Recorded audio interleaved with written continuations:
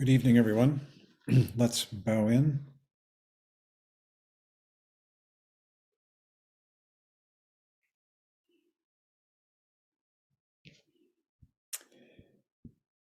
Welcome to the Buddhist Path of Awakening course as we continue on our journey through the profound treasury of the ocean of Dharma, the 3-volume set of, actually a digest of talks given by Chogyam Trungpa Rinpoche over a period of about 15 years at 13 different seminaries, they were called, 3-month programs, in which he took about 150 to 250 students away for these 3 months. In the first month, they would go through the Hinayana teachings, the so-called lesser or foundational vehicle. In the second month, the Mahayana, the greater vehicle, and in the third month, the Vajrayana. These teachings have been digested and edited into the 3 volumes that you have, or most of you have, or some of you have. And we have been making our way through them. We've accomplished or finished the first 2 volumes, and we are now entering the 3rd volume on the Vajrayana, the adamantine or indestructible vehicle.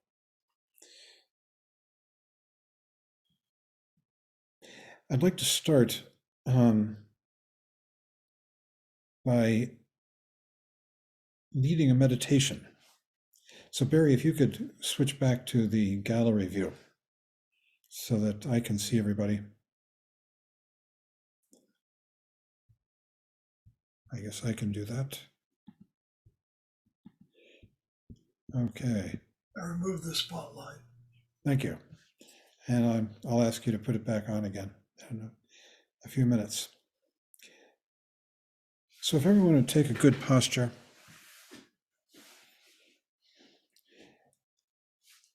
Good straight spine, as always. This is the posture of awake, being awake to one's own mind and world.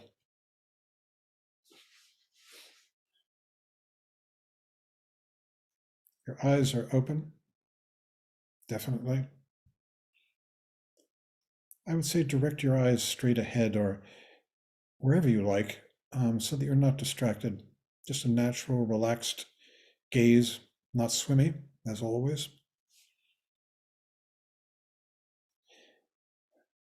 And bring your mind right now into this present moment.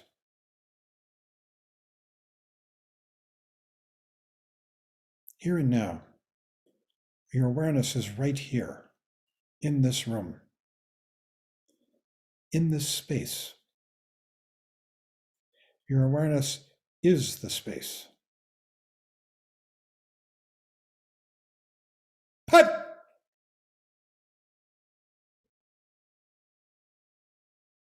Right now, your awareness just here. Open. Ready for anything, awake. No agenda.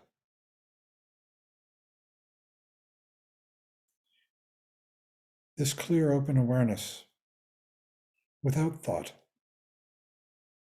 Thoughts come, but then they go, and here it is.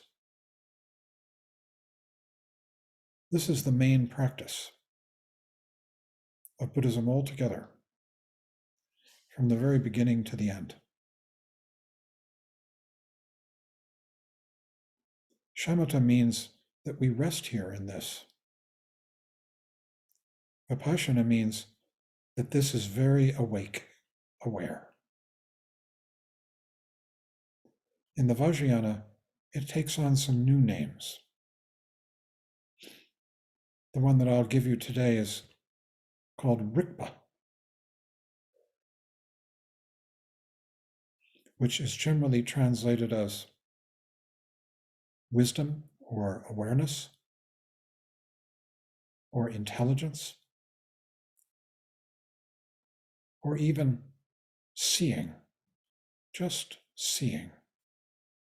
Here we are, clear, open mind. Thoughts may come and go from time to time, for some or not, But this clear, open awareness rolls on. It's smooth. It's calm. It's bright with awake quality. And above all, it's effortless.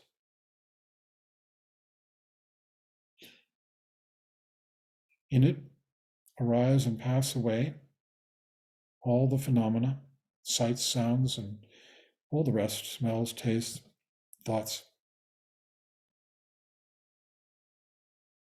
A constant appearing and disappearing from time to time. But our awareness, effortless, continues.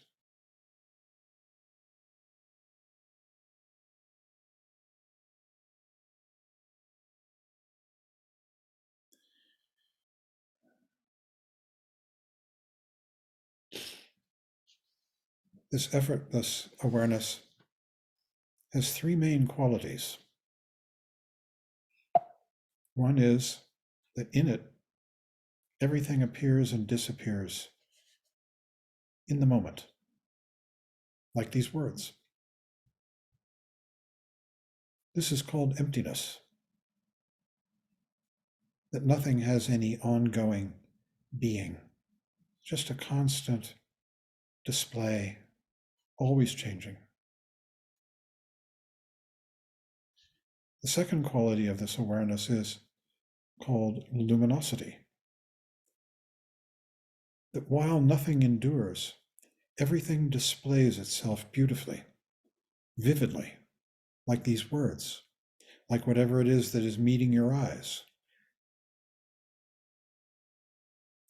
And the third quality, which perhaps comes more with time, is called bliss, for lack of a better word, dawa in Tibetan, which simply means that resting here in this beautiful awareness with this beautiful phenomenal display is very pleasurable, increasingly so, lit by happiness, ease,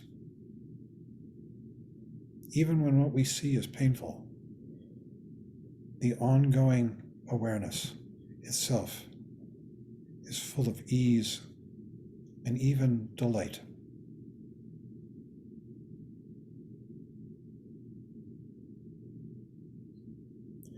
I wanted to start with this because this is the core of all Buddhism. You can relax your posture if you want. I'm going to go into the talk now.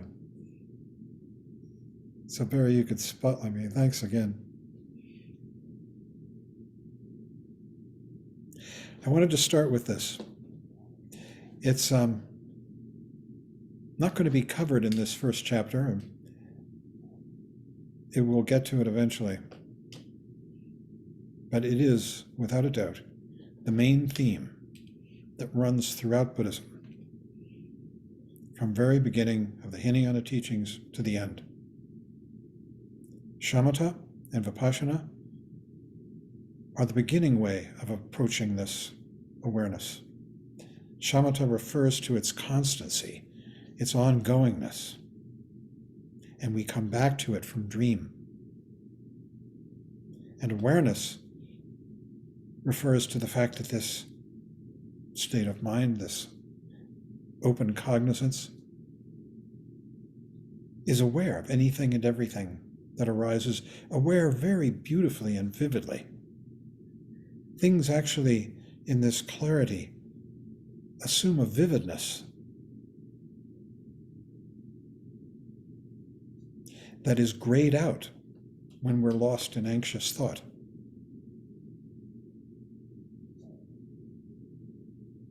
And so this becomes the main practice, whatever its name. So I'm going to start by going through this introductory section, the introduction to the third volume on the Vajrayana. Part 1, Approaching the Vajrayana. By the way, the word Tantra, which is what this is about too, Vajrayana, Tantrayana, Mantrayana, are all names for the same body of teachings. Vajrayana means the indestructible vehicle. Tantrayana means the vehicle of Tantra. And what Tantra really means, people associate it with the Hindu sexual practices, which is, it just doesn't relate. I mean, there are sexual practices in Tantra. I've never learned them. They're not taught very much. And, and it's really not the meaning of Tantra. What Tantra literally means is continuity. Continuity of what? Of this awareness that we just experienced. It goes on and on through life and death. Never ends. The only thing that changes is the contents, the phenomenal display. Your thoughts, the sights, the sounds, all those change, but the awareness itself is continuous, and that's what Tantra means. Mantra, sometimes this is called the Mantrayana. Mantra literally means, you know what mantra is? Mantra is like a Sanskrit thing that you might repeat. Om Mane Padme Hum, Om Vajra, Om Ahom, Vajra Guru Padma Siddhi Hum. These are mantras. But what mantra literally means, that word, is mind protection. How do we protect mind? By coming back to this awareness. This is the only and ultimate protection. A protection from what? Protection from the vagaries of thought and dream and the emotions, the kleshas, which can take us into suffering and samsara. And so we come back to this, which is ultimately intelligent, ultimately full of heart and compassion, as we'll see.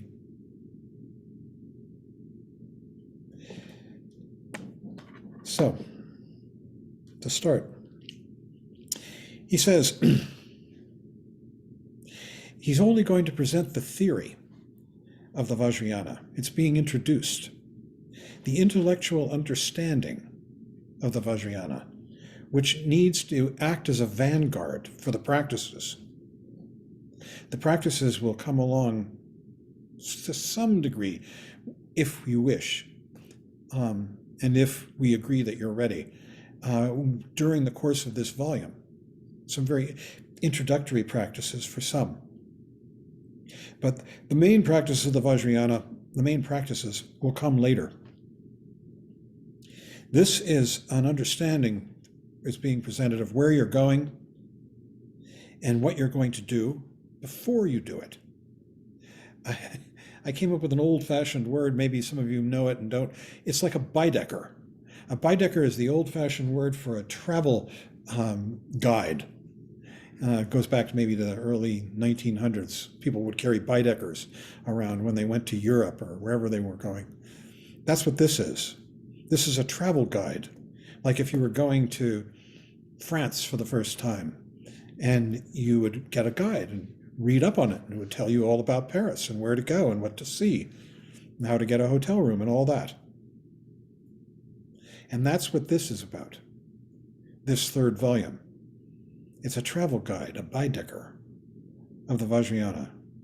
And he says, it's like if you're going to the North Pole, you'd read up on it before you went, wouldn't you? So to know what to expect and how to negotiate your travel better. Same thing here. Trungpa Rinpoche is giving us his personal take, he says, his experience. And here's one I really didn't understand. He said, distrust is not good, but doubt is. And I think what that means is simply that fear is not needed, but questioning is. A questioning mind, a mind that wants to understand and that knows when it isn't in understanding and will pursue that understanding. He realizes that he should speak from his heart, he says. This is real. It's what he has personally experienced. He's very thankful to his teacher, as he says at the very end of this introduction. So he's sharing what he's experienced how he has grown up.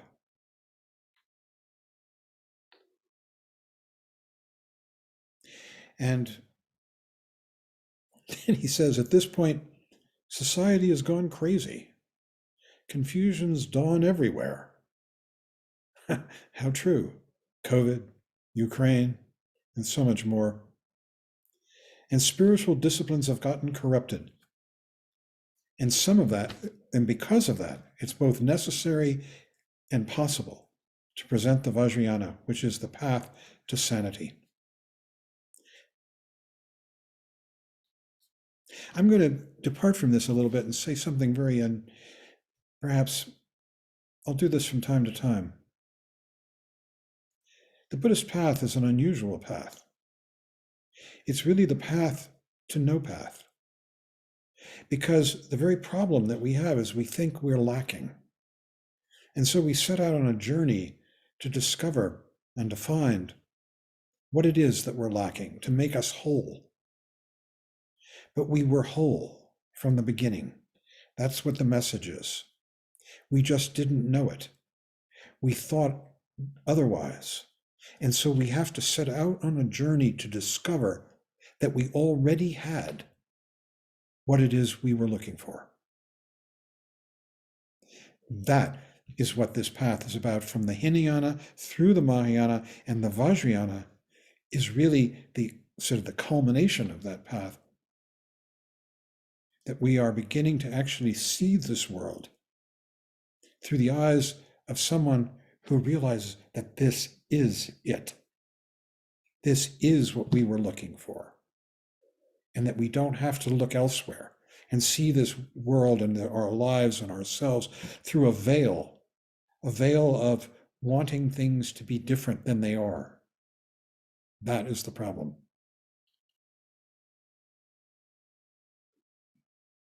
So he says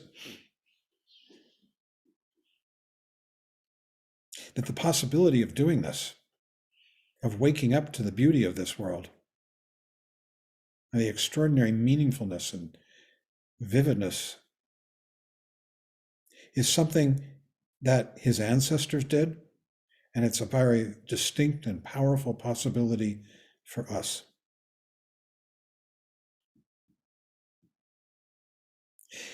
They say in the teachings, if you're not ready for this yet, you can stay in the Mahayana. The Mahayana still has a very much of a path quality. The Hinayana has even more of a path quality. The Vajrayana is about fruition. If you stay in the Hinayana, the path takes a long time to come to the fruition because you think you have to take a long journey. The Mahayana, the journey gets a bit shorter because you're understanding things like emptiness, shunyata, the reality of this present moment, with everything that it contains, which is compassion and clear seeing. But still, there's a quality of feeling I'm not quite there yet.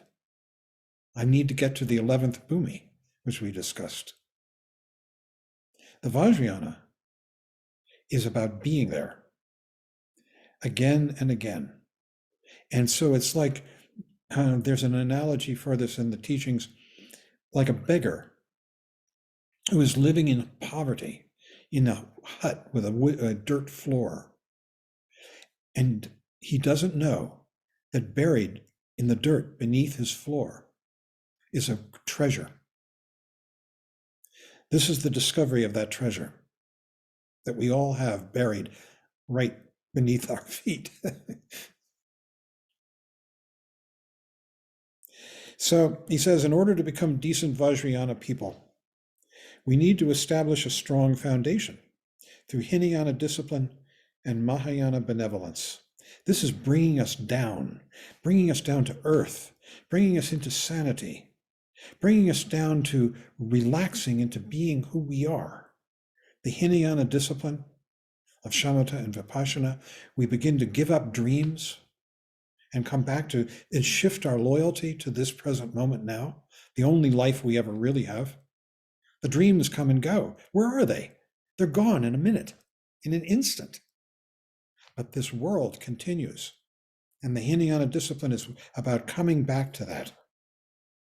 And the Mahayana benevolence means that beginning to come back to this and relax and really realize what we were doing to ourselves, the kind of torture that we can now give up. We develop a tremendous benevolence and kindness towards ourselves and towards the world. This is the foundation of the Vajrayana. It's also about what he calls here synchronizing body and mind. And that is very simple what that means. It means that when we come back, as we did in that open meditation in the beginning, when we come back, here's body and mind. It's all interlinked, interwoven. Body and mind are synchronized. It's not like the mind is over there thinking about what's for lunch, or how can I get even with that person, or I'm feeling poverty stricken. And then meanwhile, we're driving down the road, there's a complete disconnect between body and mind in that kind of scenario. Here, we come back and we're aware of what's going on now, and body and mind are synchronized. This is the Hinayana discipline. In the Mahayana, we begin to take the Bodhisattva vow because we experience the freedom of shifting our allegiance to the present. And we begin to feel that enormous freedom from the self-torture of wishing things were otherwise, the relaxation into this awareness. And we're inspired to share that freedom, that kindness that we have to ourselves with others, which is a kindness to them. And not only that, but we begin to appreciate the beauty of the world because we're coming back to it. Its vividness, the way the sun rises, the way the clouds move, the way the rain falls, the way somebody speaks to us, all of those things, the vividness and beauty and tenderness of them. And we want to share those with others. This is the Mahayana. And we begin to develop tremendous compassion for others, so much so that we want to take their suffering from them and give them our happiness. That doesn't mean that you don't have it anymore. It means you're sharing it. You're spreading it. And then the third stage is becoming decent Vajrayana people. That's a funny way of putting it. Decent people? Decent means we're right here. We're not wishing things were different. We're not sort of looking down on this world. He says this allows you to develop the twofold bodhicitta. Bodhicitta means, bodhi means awake. Chitta means mind, heart. He calls it awakened heart here, which consists of absolute and relative. Absolute bodhicitta is resting in this awareness, in which we see these three qualities of emptiness, nothing has any true being, it's just a constant display, ever changing. Luminosity, that while it is empty, it is luminous. The pink of these cheeks, the black of that screen, whatever it is, this feeling of your bottom on your seat, wherever you're sitting, all of these things are luminously vivid. And that we begin to feel that. And that we begin, in coming back to that again and again, to feel joy, bliss even. This is the twofold bodhicitta, appreciating this open mind of ease and awareness, and within it, the beauty of the phenomenal world. That's the absolute and the relative awakened mind. And that seeing the beauty and the vividness of this relative world, we feel great love for it. Call it love. They call it compassion in the teachings. Great affection for it. And when we see suffering, we want to ameliorate it. Help the individual who's suffering out of their suffering. So he says, you can learn how to rest your mind in the basic goodness of the Alaya, the fundamental ground. Basic goodness, this is a term that is used a lot in the Shambhala teachings. but it's also part of the Buddhist teachings, very much so. One of the primordial Buddhas, in fact, the main Buddha of the Nyingma, the old sect of Tibetan Buddhism, is Samantabhadra. And what his name means is all good. And he is the representation, he and his consort, the representation of the goodness of this world. And what it means is, it doesn't mean that it's good as opposed to bad. It means that this life is fundamentally of value, that it's actually holy, sacred, as it arises and passes away in the present moment. It's of value for no reason. It's not of value because we can use it for something, like I can use this can opener to open a can of beans. It's of value for no reason at all. It's fundamentally of value in and of itself. This is what basic goodness refers to. And in traveling this path, we are beginning to connect with that and to really fall in love with our lives and this world and with what we can do in it and for it.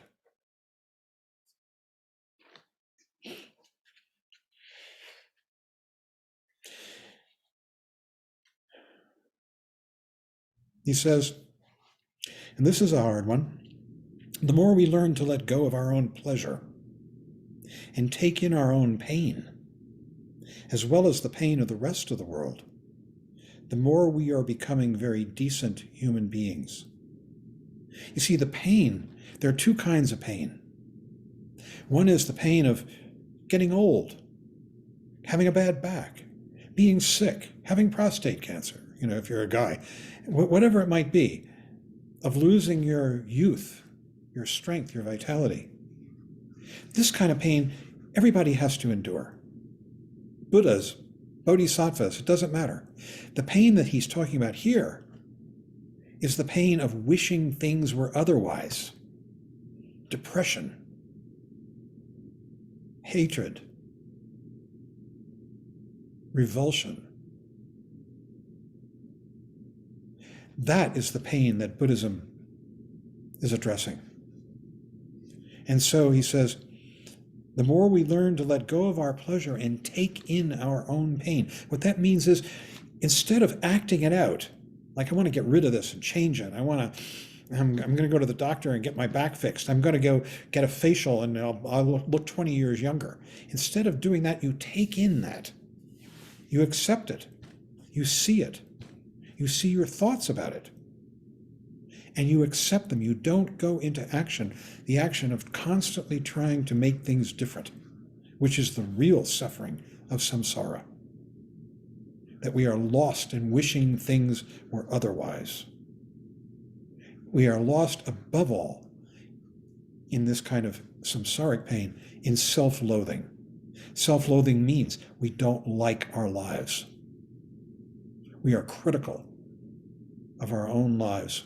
We wish that they were different. We can spend our whole life chasing that chimera.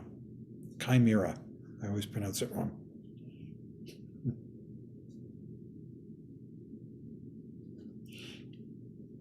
So, to actually see your pain and accept it, take it in, it dissolves that kind of neurotic pain.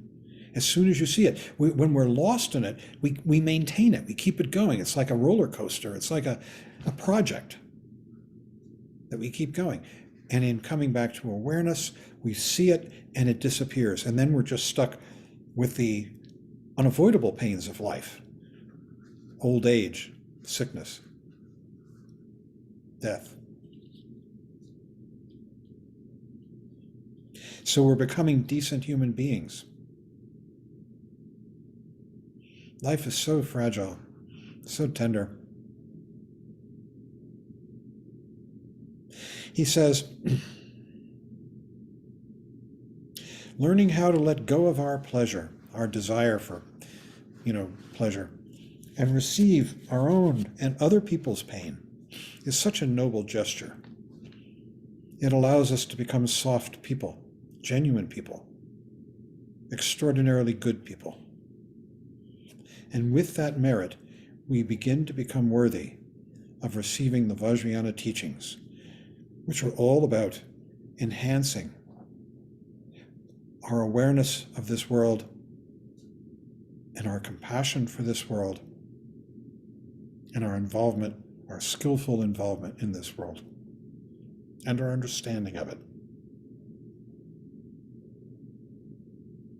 He says if we can't hear the higher teachings of the Vajrayana, the problem is in our self-centeredness, which makes us deaf and dumb to the world. And it does. I mean, you can be lost in your, one can be in one's neurotic worry, wishing things were otherwise, and somebody might call your name and you wouldn't even hear them because we're so lost in that thought.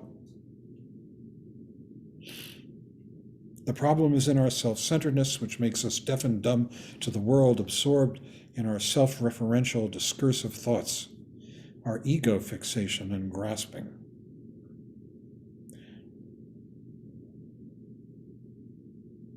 But with this training, we become brave, which enables us to regard the emotions, the kleshas, the disturbing emotions and discursive thoughts as mere ripples on the pond. You can see them come and see them go, instead of being caught up in them, seduced by them, and enslaved to them. And we begin to contact our intrinsic Buddha nature, Tathagata, which is the ability to rest in awareness and appreciate the beauty of this world with compassion, intelligence, and interaction. We are constantly can be involved in it. He says it's like building a house, but it is for somebody else. It's not your house. You're just here participating, putting the bricks in. It's for all people, and it is limitless as the sky. It's a sacred world, and we learn to develop sacred outlook. And it's about going back to that business of basic goodness, that this world is fundamentally of value for no reason at all. And we are beginning to, more and more, to appreciate that, to love that, to feel joy in that.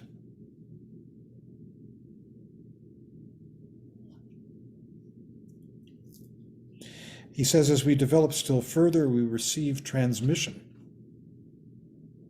And from that, we realize how we could appreciate phenomena instantly, without a struggle.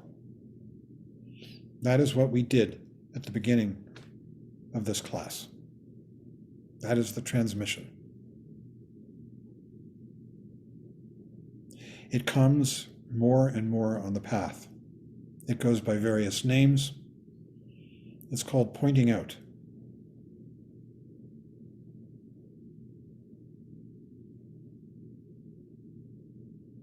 We never abandon or bypass the Hinayana and the Mahayana. They're part of us. We constantly go back and forth, back to the Hinayana, the Mahayana, the Vajrayana. They're intermixed. We keep trying to understand ourselves by realizing the gentleness of shamatha, the wakefulness of vipassana. Here we are, awake. And the reasonableness of lojong, that we could actually do something for other people, and the greater warriorship of the bodhisattva path. He says, beyond that, we have to be willing to surrender ourselves into the state of intoxication of the Vajrayana. We can't force it. It will only happen spontaneously. What is this intoxication? It's relaxing into this, with all of its phenomenal beauty, with all of its intelligence, and with its love, or call it compassion, that permeates it. Then he goes into a section where he talks about the gorilla, which is us, and we're educating and civilizing this gorilla by bringing it back from neurotic dreams of wishing things were otherwise. And the gorilla develops a more civilized nature, relates more with others with awareness and gentleness, develops good table manners, and becomes gentle, hospitable, and kind. And after extensive training, the gorilla is finally liberated and begins to teach the Dharma and manifest Dharmic qualities to the world of gorillas and monkeys. And that's all of us.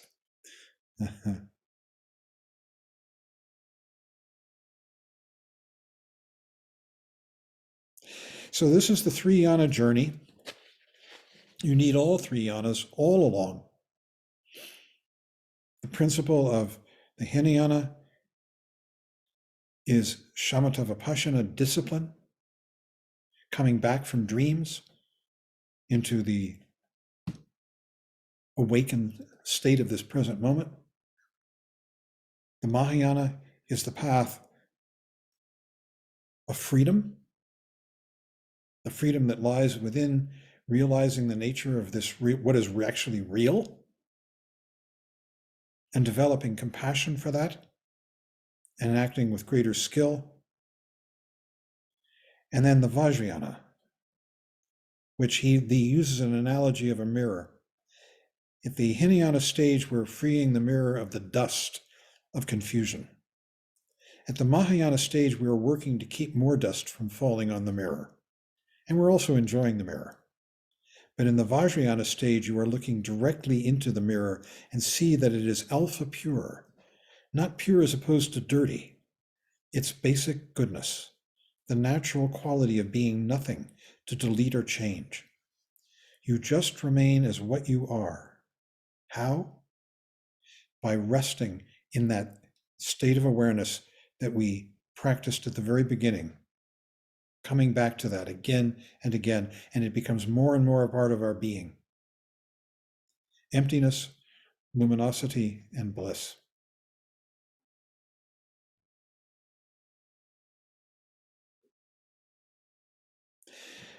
One more word about this.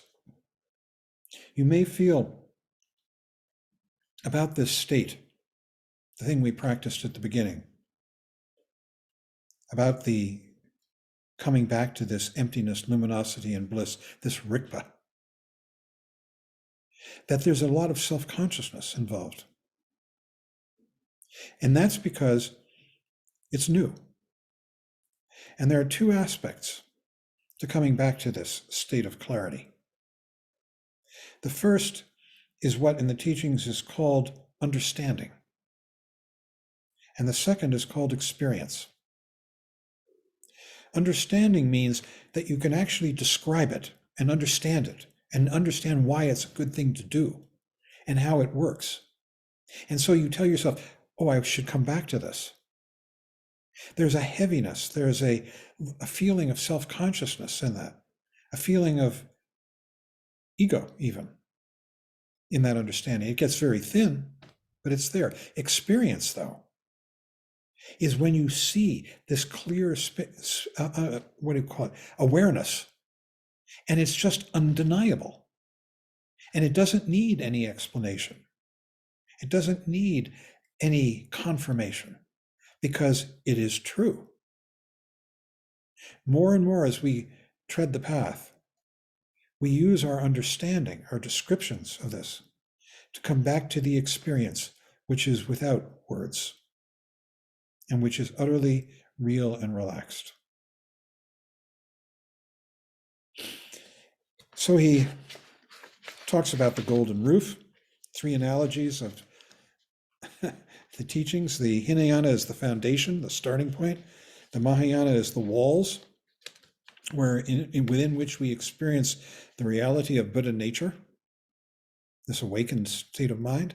And finally, we're concerned with how to make our house livable with a ceiling and a roof made of gold. That's what the Vajrayana is. It's the golden roof. Because what it is, he's calling it Vajra mind. That means indestructible mind. It's this mind that's beyond any manipulation or change. It's just here. We can come back to it.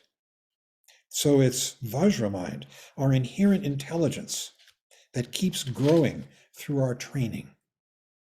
We become more and more aware of it, and we become more and more trusting of it. And as we become more trusting, we can give up the descriptions, the so-called understanding, and come into just the pure experience of this and relax into it.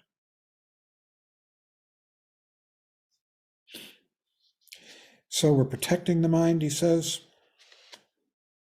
If you cease picking and choosing, then you really have your own mind back. He's talking about your own mind. This is it. Rikpa. This is the real mind. This is our own mind. The intellectual mind is constantly changing. It's not really ours. It's stuff we've learned. It's stuff that we discard all the time, coming and going. The real mind that we all have is this mind of clarity. You're maintaining your cognitive clarity.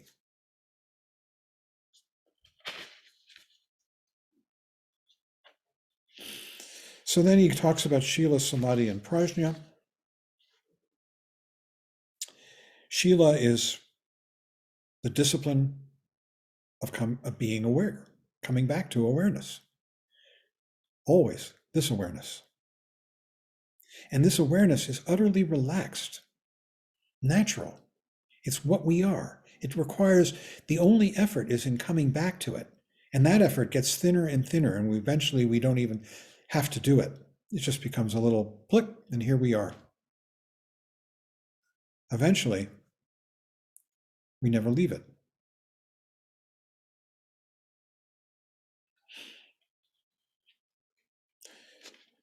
Samadhi, saying the same thing. It's the meditation. This is the true meaning of meditation. Meditation is not a calming of the mind or a going off into some state of concentration. It's coming back to this awareness, which is who and what we are. And Prajna says, in order to have discipline and meditation taking place properly, you have to have intelligence. This whole space of awareness is lit with true intelligence, the intelligence to see things as they actually are. And that means seeing our own neurosis as well, seeing it clearly without shying away, without wishing it were not there, but seeing it vividly. As you practice more and more, it begins to grow inside your bones and the marrow. Practice becomes natural. And synchronizing body and mind. Here we are, synced body and mind. This is the true mind, and it's synced with the body. Clarity. So this is an unbroken Vajrayana lineage. Some people feel, scholars, Western scholars in particular, that the Vajrayana, Tantrayana, Mantrayana was a later development in Buddhism. And you can take that point of view. The contrasting point of view is that the Buddha actually taught this. The story goes that Shambhala was one of the main instigators of the presentation of the Vajrayana. In fact, there are what are called the 3 turnings of the wheel, actually 4 turnings of the wheel of Dharma by the Buddha. The first teaching took place shortly after his enlightenment at Sarnath, which is right outside of the modern city of Varanasi. I get the names mixed up. It used to be called, I can't get it. But anyhow, it's right outside of Varanasi, and it's in a grove there that he gave the first turning of the wheel of Dharma, which was the 4 Noble Truths, which we all know. The second turning of the wheel of Dharma took place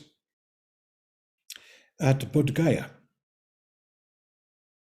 just actually north of Bodh Gaya, on Vulture Peak Mountain, when he gave the Mahayana teaching of the Prajna Paramita, which is all about Shunyata. The third turning of the wheel took place at Pataliputra, a place on the Ganges River, when he gave the teaching of Buddha nature. And the fourth turning was when the king of Shambhala, his name was Suchandra in Sanskrit, Dawa Sangpo in Tibetan. The Buddha was visiting his kingdom, and the king said to him, look, I and my courtiers, we're not going to become monks and nuns like the rest of your students. We're committed to being lay people. Can you give us a teaching suitable for lay people?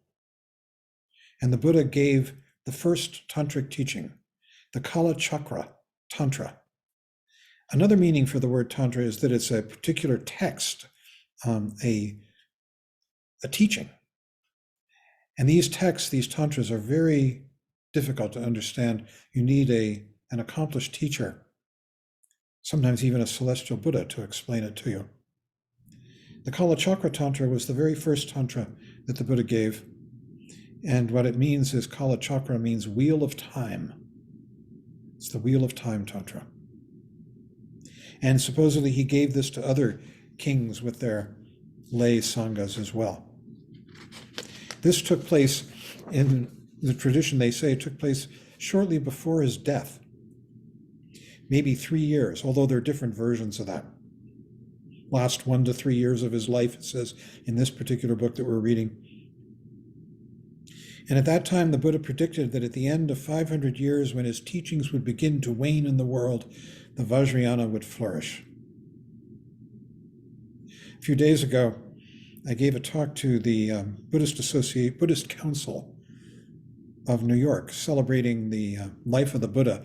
Vesak Day is called the day life of the Buddha. It was on Saturday.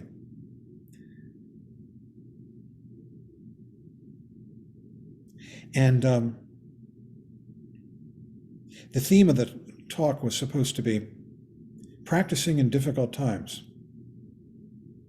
So I reviewed some of the predictions. The Dzogchen teachings say that we are entering now a very difficult time that is going to get worse and worse for several hundred years. And people's lives will become shorter, and there'll be much greater suffering. And this will be a threat to the Buddhist teachings, but they will be continued. The Shambhala teachings say something similar. They say that we're currently in the reign of the 21st Rigden king. Shambhala is a kingdom that lives up in the sky, maybe. Nobody knows exactly where Shambhala as a real kingdom is, but it's ruled by the Rigden kings. And each king rules for about 100 years, some a little more, some a little less. They live for very long times. These Rigden kings live anywhere from 200 to 800 years, but they only rule each one of them for around 100, 150 years, mostly 100. So that we are in the reign of the 21st, I think it is. His reign is about to end in 2027. And then we'll go into the reign of the next Rigden king, the 22nd. Somewhere around in the reign of the 24th Rigden king, which is going to be in the year 2400 and some odd. There's going to be a ruler who comes to the earth. The earth will have continued to go down, and this ruler will come to the earth and will enslave the earth. And then he'll realize, this ruler, that there is a thing called Shambhala, and he's going to go after Shambhala. And Shambhala will rally.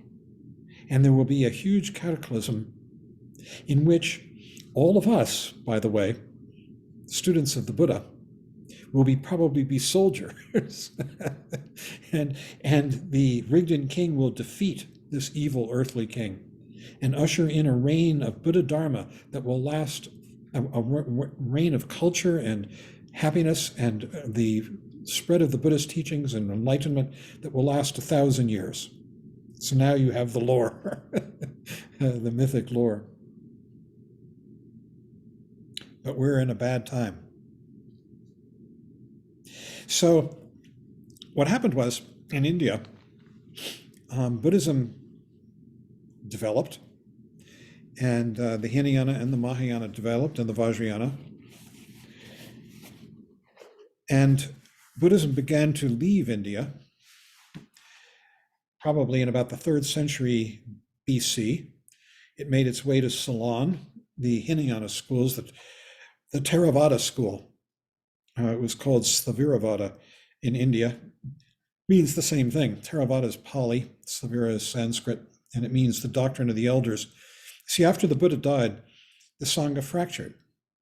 It's fractured into what were called the 18 schools.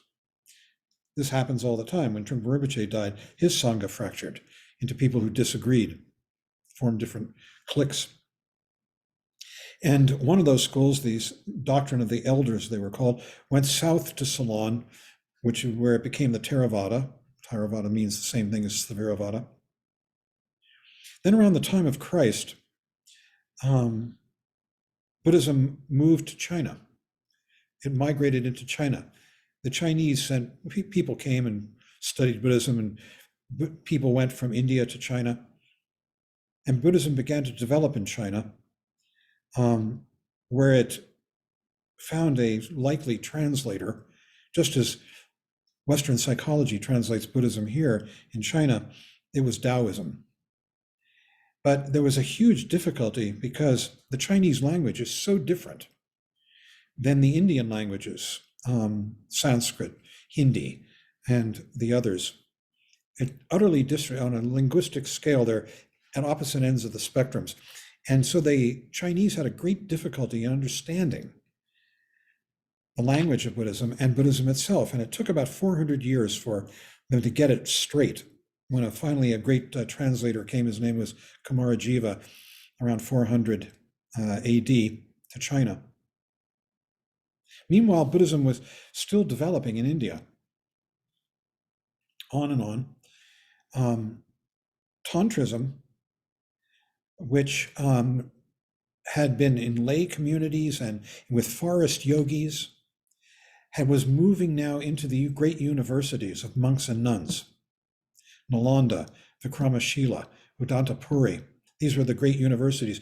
Nalanda at its height had 10,000 people there. And if you visit the site of Nalanda, they've done some excavation and so raised partial parts of buildings, the foundations there. And it goes all the way to the horizon. It was vast at Nalanda University. So around the 7th century, Buddhism began going to Tibet. What happened was that there was a king of Tibet. His name was Songtsen Gampo. He was married to a Chinese princess, and she was Buddhist, Chinese Buddhist, and she inspired him.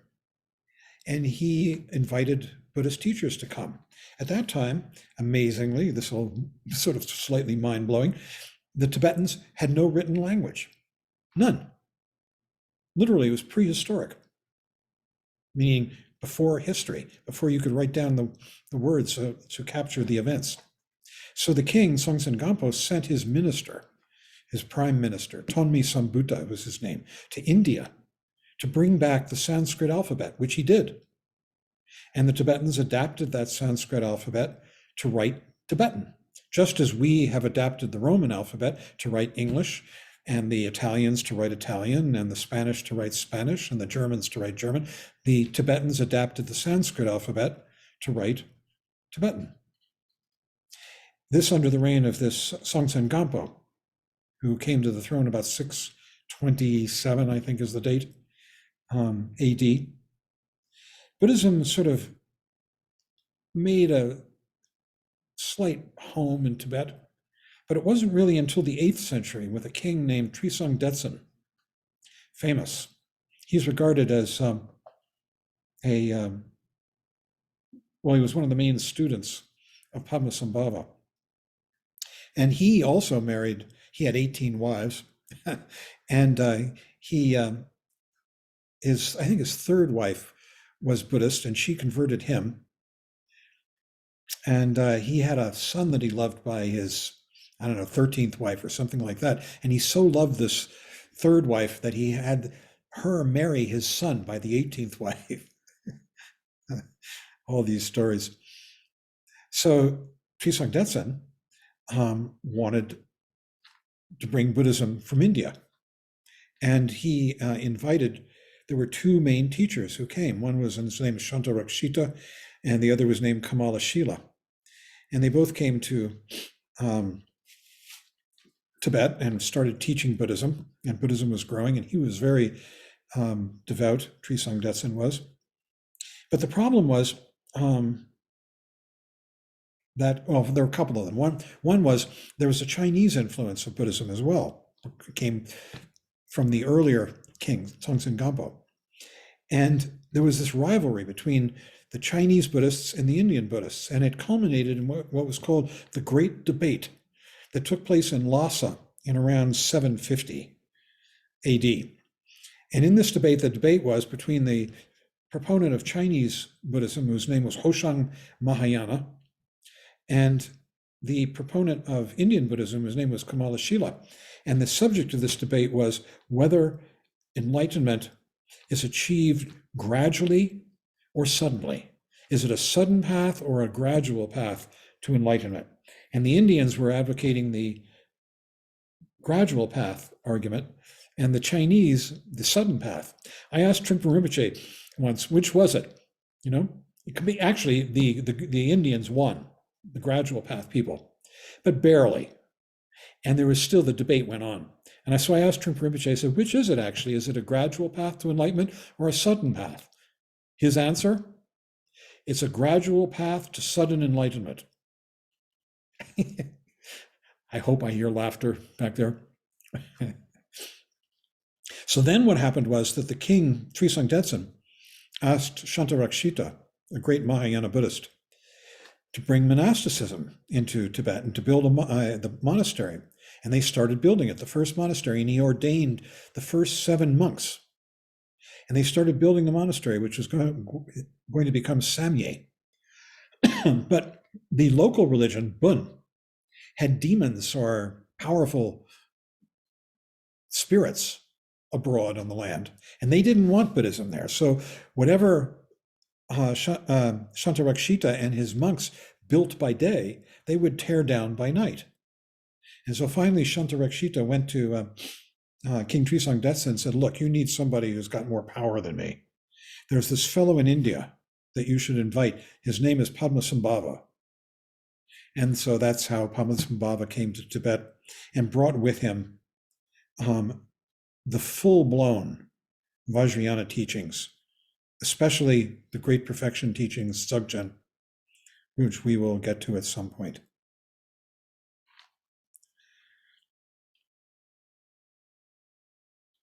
So finally, Trungpa Rinpoche says, by entering the Vajrayana, we are actually getting ourselves into the enlightened side of this particular world.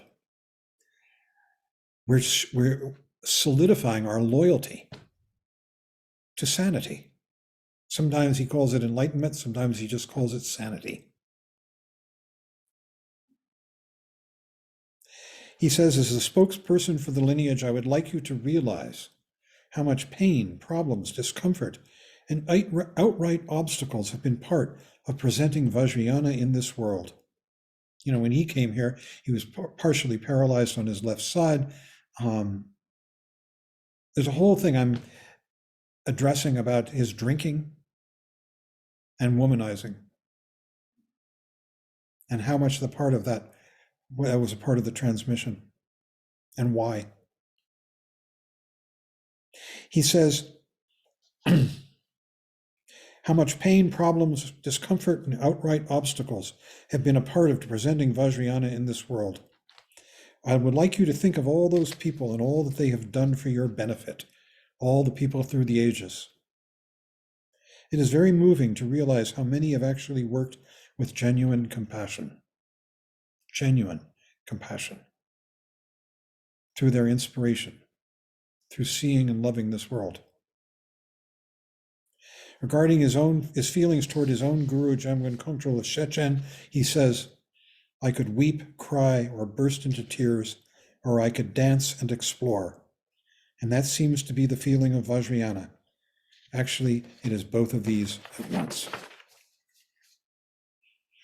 So we could have a discussion.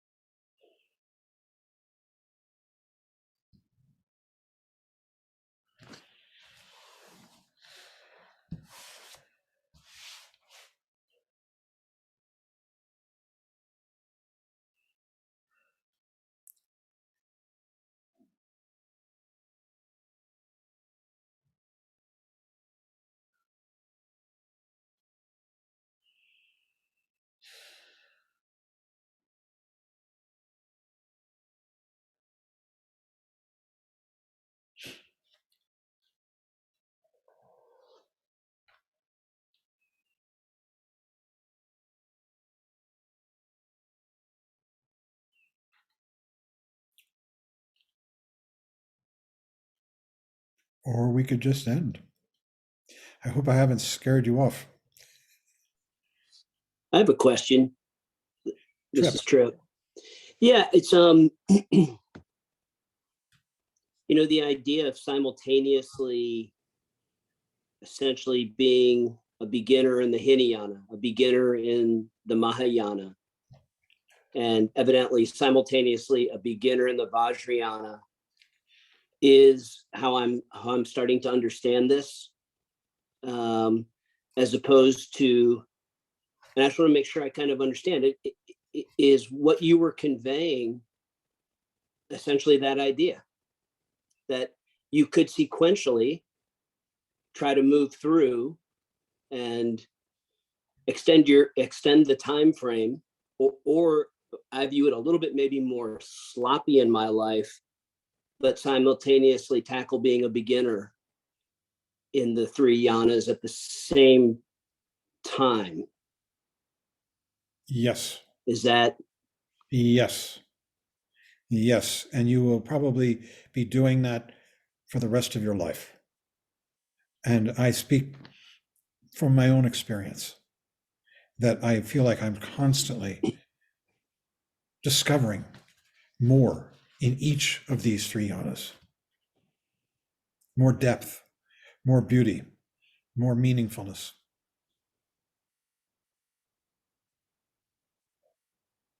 Yeah. Thank you.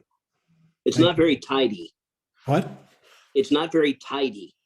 Tidy? Like I've been thinking, yeah, like it just feels very sloppy and erratic, and a lot of bouncing and back and forth.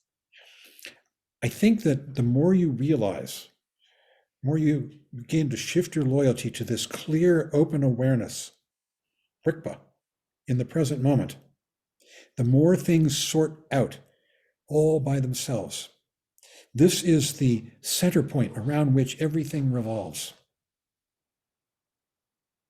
It is the mind of the Buddha. So we come back to this again and again. Simple, clear, here, awake, aware. If it might be for a second, it might be longer, it doesn't matter.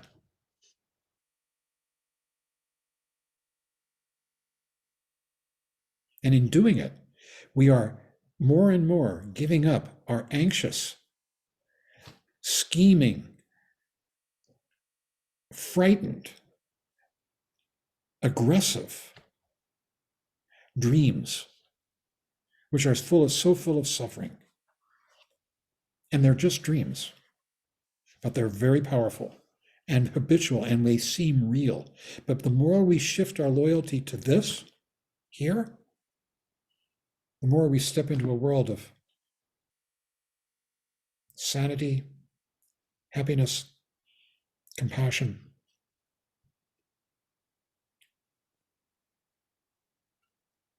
Thank you. Yeah.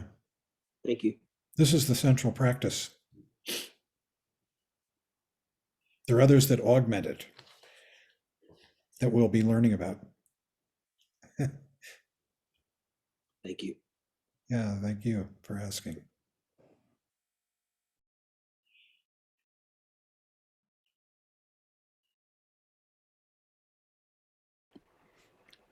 Hi, John. John, thanks a lot for that teaching. It was very, as always, just very meaningful. Um, while I understand what Tripp is saying, I also like the elegance of the continuity of it. And I saw that most when, for me, I'm going to say when you emphasized what he says or he emphasizes, but that's also my perception, the emphasis. But that the difference between suffering and pain, right? Yeah, And really getting to the core of this, that suffering is, a result of you know, my suffering is a result of my attachment, my not seeing things as they just are, all the stories, narrative, the non acceptance of, you know, impermanence. And that's something, the old saying, what pain is, you know, pain is necessary, suffering is optional, or however it goes. And I love the emphasis on it. And and I like the emphasis on how we become brave, because if we're not stuck in the narrative, there's nothing to fear anyway. And the braveness is a result of letting go of the narrative, letting go of the attachment, letting go of the need to see things as lasting and permanent. So the bravery is a natural result of that. It's not, we don't change anything in our lives except for our attachment to whatever. And it's that's why I always say that Buddhism was way ahead of psychology in describing the human condition, right? And to me it's very profound, very meaningful.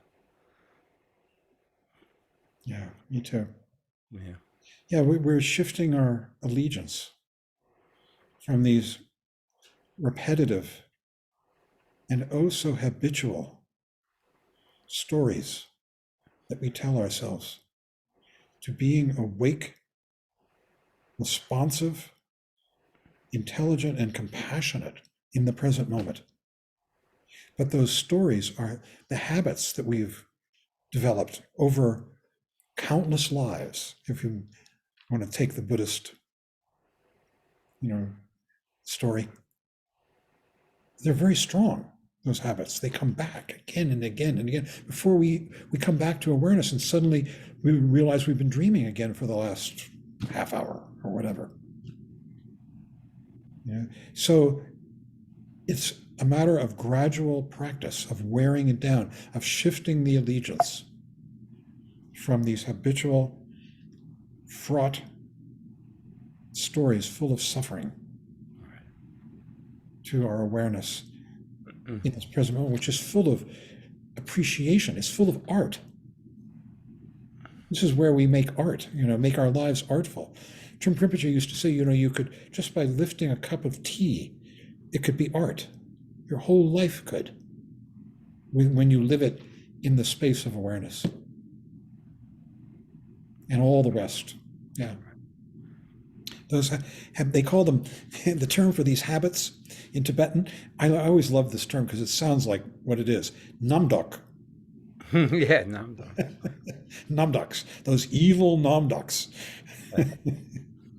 Right. It's an expressive language like Yiddish. Like that would be tsuris. Yes, okay. Sure. Yeah, Right. Shmata maybe. Yeah.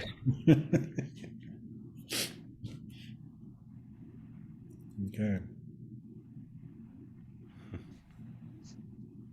John, thank you for that.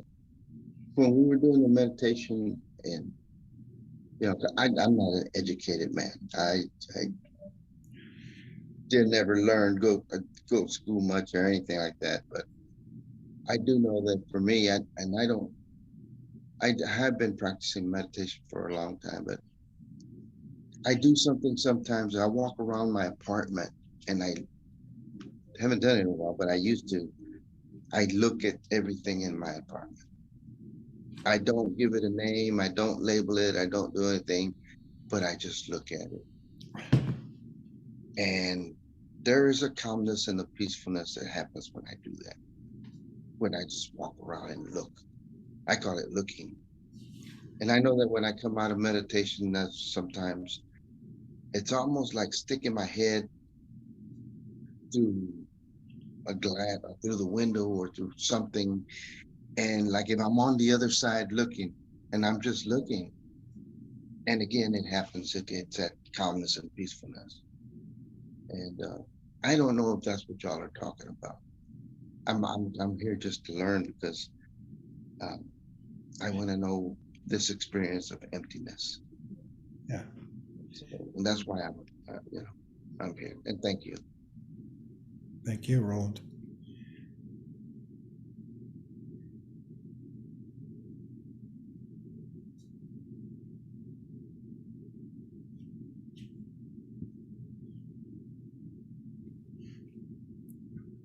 Don. I think Jane had her hand up. Did you, before me? I don't know, did Jane want to ask something? Okay, well, I think Go you're, ahead. We have time for Jane too. Go Okay. ahead and I'll follow you. so maybe this isn't a great analogy, but it almost feels like, in a way, what we're talking about is almost like Tan Ling-like. I mean, not exactly, because Tan Ling is purposely focusing on, something you want to take in that's painful. But in the sense that what we're really, it feels like what we're saying is we're just going to relax and let everything in. We're, like we're not going to be selective anymore. We're dropping that, like our agenda, which includes what we're going to take in and what we're not. It's going to relax all of that. Anyway, that's just my observation. It almost feels like that in a way.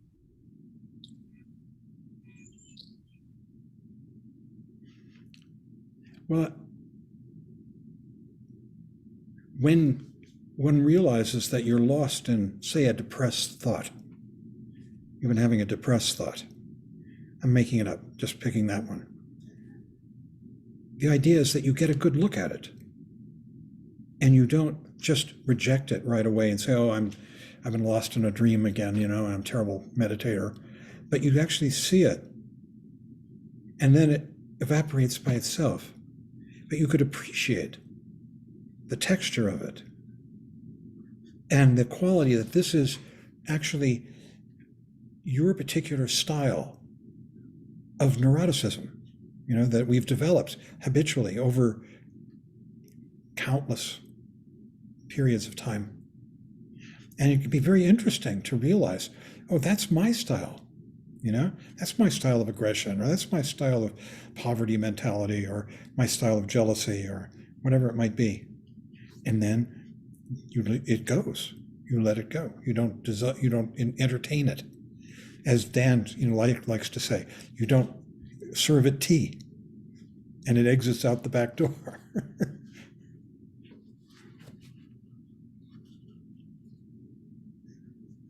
I appreciate that feedback. Yeah, thank you.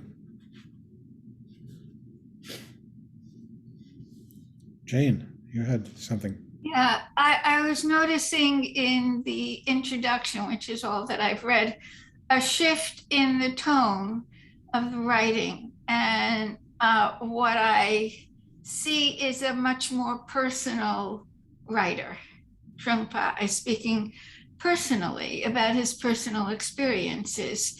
And that was especially evident in the very last paragraph on page 18, where he talks about this duality in saying what his sadness and happiness about his own teacher, in the duality of following a contemplative tradition in Buddhism, and what portion was because he wanted me, meaning Trungpa, to carry on as his heir, his offshoot, more of a warrior in the real world, talking about taking action, bringing this into the world, as opposed to staying in a contemplative mode. I guess that would be, in another form amongst life versus someone in our world as we all are here.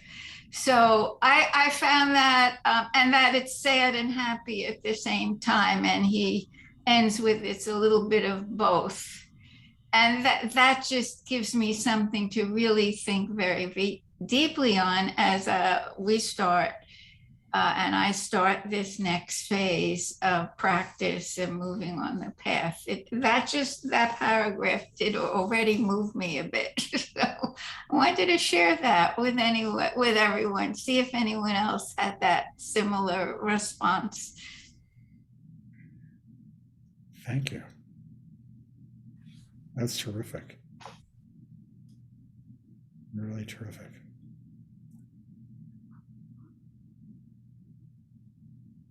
Wow.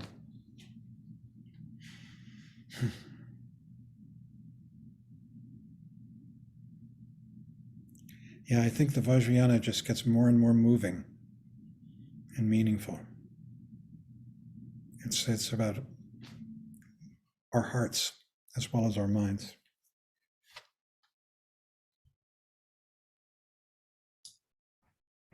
It's actually less cerebral, which I wasn't expecting. I really was not. Well, it's got everything. It depends on who you're listening to or reading. Uh-huh.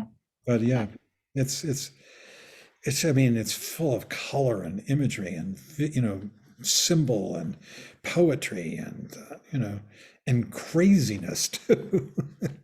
Mhm. The Siddha tradition, those are the people who hold power. It's wild. They sing songs. There's a long tradition of Doha. Yeah.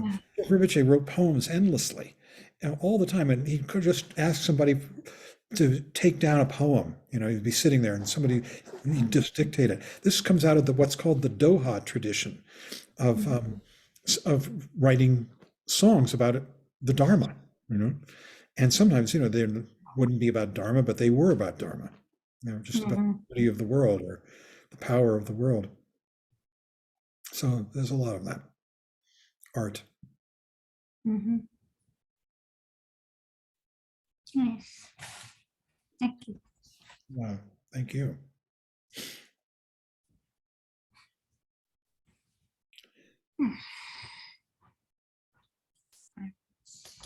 Anybody else?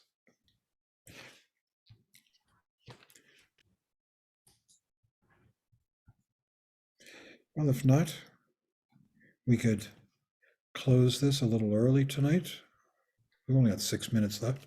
And we have discussion group tomorrow night. You can contemplate what you want to say.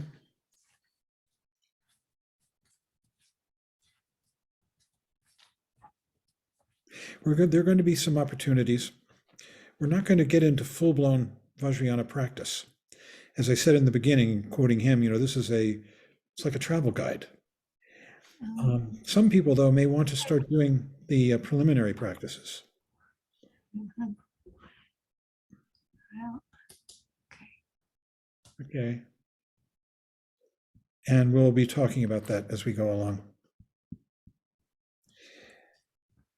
Barry, can we, I think we're going to have the chance, can we switch from, I think Jane is pinned.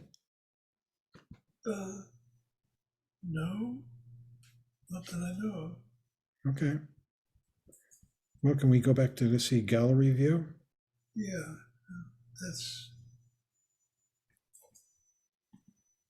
You should be able to switch back. I did. So Sarah, are you ready? Oh, yeah. Are you there, Sarah? Yes, I'm ready. Okay, I'll put the chants up and we'll close. oh, there she is.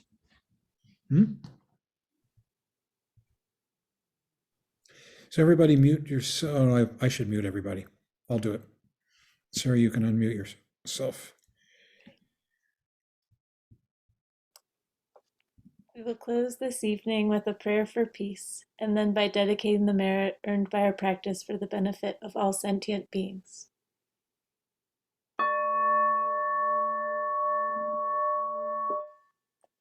By the blessings of enlightened and compassionate ones, by the power of my positive actions of 3 times, and my prayers of pure aspiration, may wars, conflicts, epidemics, and all other maladies dissolve in this world, and may the earth and all who live on this earth enjoy the abundance of well-being. May all learn to live lovingly with each other.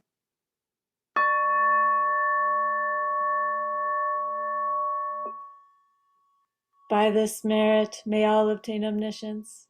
May it defeat the enemy wrongdoing. From the stormy waves of birth, old age, sickness, and death, from the ocean of samsara, may I free all beings. By the confidence of the golden sun of the great east, may the lotus garden of the Rigden's wisdom bloom. May the dark ignorance of sentient beings be dispelled. May all beings enjoy profound, brilliant glory.